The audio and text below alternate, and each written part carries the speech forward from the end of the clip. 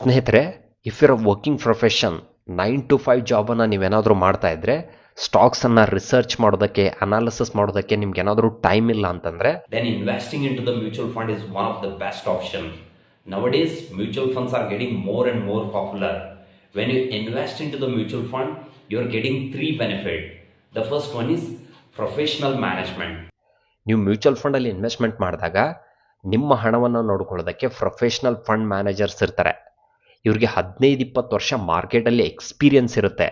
ಅದ್ರ ಜೊತೆಗೆ they will be having a team so that they can track every market, they can track every sector.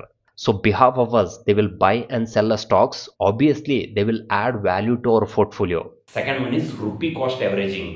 When you invest in a mutual fund, when you invest via SIP mode, ನೀವು market volatility ಬಗ್ಗೆ ತಲೆ ಕೆಡಿಸ್ಕೊಳ್ಳೋ ಅವಶ್ಯಕತೆ ಇಲ್ಲ. Market ಯಾವಾಗ ಕೆಳಗಡೆ ಬರ್ತಿರುತ್ತೆ, automatically will get more units. When market ಮೇಲ್ಗಡೆ ಹೋಗ್ತಿರತ್ತೆ, automatically will get less units. So in the long term ಏನಾಗುತ್ತೆ, ನಿಮ್ಮ ಇನ್ವೆಸ್ಟ್ಮೆಂಟ್ ಆವ್ರೇಜ್ ಆಗಿ ನಿಮಗೆ ವೆಲ್ತ್ ಕ್ರಿಯೇಷನ್ ಮಾಡೋದಕ್ಕೆ ಹೆಚ್ಚು ಚಾನ್ಸ್ ಸಿಗುತ್ತೆ. Third one is diversification.